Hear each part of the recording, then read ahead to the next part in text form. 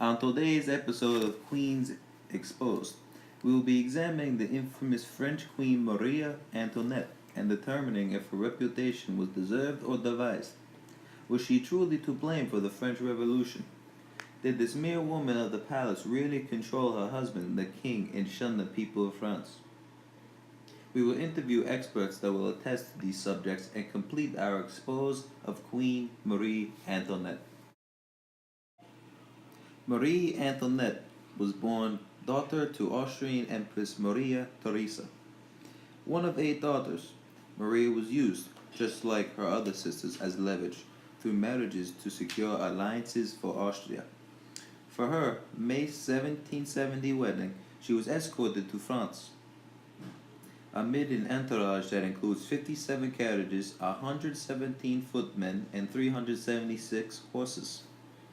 Louis Auguste de Bourbon and Maria Antoinette were married on May 16, 1770, in the royal chapel at the Palace of Versailles. Marie was 14 years old at the date of her marriage. Only royals were invited or allowed to attend the event. Can you imagine the stress of running a country at such a young age? In a recent interview with Sofia Coppola, director of the film entitled Maria Antoinette, Coppola states, I was struck by the fact that Louis and Marie were teenagers. He was 19 when he was crowned. She was 18, in charge of France at the most vulnerable time in its history. Did youth cause Marie Antoinette's poor reputation with the French people? No, it wasn't her youth that created the people's dislike of her. Long before the revolution began in 1789, Marie Antoinette was much detested. This was partly because she was foreign. Remember, she was Austrian, and partly because she was an independent minded woman. Some of her most famous words have been merely invented for the cause of creating a poor reputation for the queen with her subjects. She is reputed to have suggested that the starving, pre revolutionary, poor French people, if they were unable to afford bread, should develop a taste for brioche, a form of cake. Let them eat cake. Dr. History, get it?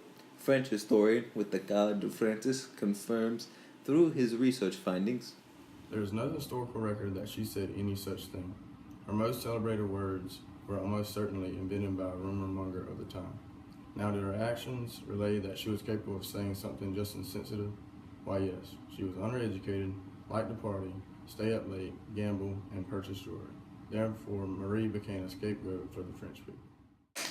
There has been much speculation through the years that Marie Antoinette's lavish spending caused the economic problems France suffered, which ultimately contributed to causing the French Revolution. But Marie Antoinette adopted, rather than invented, the lavish lifestyles of Versailles. Remember her wedding? And the entourage she arrived in France with? Why would we expect her to know any different? And besides, France was already broke long before she arrived. To confirm this fact, Sergeant Uber of the French army tells us, It was empty by the time they took the throne. Even so, the king chose to send French troops to the American colonies to fight Britain, to which France had recently lost Canada and many Caribbean colonies in the Seven Years' War. This was not a popular decision because France was basically bankrupt and it was really expensive. based on these facts, it is easy to see that there were a number of problems that contributed to France's economic woes and led to the revolution. Marie Antoinette wasn't the main cause, once again, she was just an easy scapegoat. Another reputation the Queen carried was one of her sexual promiscuity. Her husband Louis XVI gifted her a second palace in June 1774, much like the she sheds of today's world, to allow her to express her exuberant taste in furniture and decor and have her own hideaway. It is in this she shed the Queen was rumored to have scandalous affairs as she entertained numerous male and female partners. This has no historical evidence to confirm this though. Eventually, it is said that she became very fond of her husband. Whatever Marie Antoinette's faults, in addition to her renowned extravagance, she was also unable to comprehend the French people's thirst for democracy. She remained a fervent supporter of absolute royal power and an unrepentant enemy of democratic ideals. French citizens were growing increasingly vocal in the demands for self government. It is here during the summer of 1789 the historians trace the French Revolution.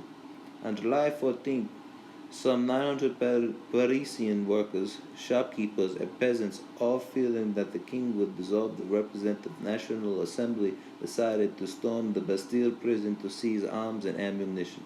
Marie Antoinette tried to convince her husband to stop the insurrection, but the king did not want to provoke an all-out conflict, so he refused. By this action, or because he took no action, he effectively ceded Paris to the revolutionaries. In the weeks that followed, the assembly did away with the age-old privileges for aristocracy and clergy, declared the free press, got rid of serfdom, and proclaimed the rights of men. Marie's worst fears were coming true. They were taken to Paris and held under house arrest. This was difficult for the royal family of Marie Antoinette, who plotted and escaped for her family. But alas, it was a failed attempt, and they were returned to their captives and placed in prison. Even in prison, Marie continued to write letters and plot secret agreements with Austria and other countries to fight the French. It was these acts of treason that led Marie to be placed on trial for conspiring with the enemies and trying to manipulate foreign policy. So the trial ended with a guilty verdict. Marie Antoinette was deliberately targeted in an attempt to bind the French together. Once again, Marie found herself the scapegoat. On October 16, 1793, Marie Antoinette was scheduled to die. A priest came to counsel with Marie. The priest is quoted as saying, "I was trying to console and counsel Marie Antoinette on courage and facing death. She firmly attested that during this moment, when her time was at an end, her courage was not going to fail her. I left Marie alone for her final moments." When the guillotines raced off ahead at 12:15 p.m., thousands of spectators erupted in cheers. Her body was placed in a coffin and tossed into a common grave in a cemetery behind the Church of Madeleine. To wrap up our expose of Queen Marie Antoinette, it has become clear that she was a scapegoat for much of France's troubles during the 17th and 18th centuries. Her reputation on many accounts was completely devised or created for the cause, but her actions gave her enemies the ammunition they needed to convince the French people she deserved the poor reputation.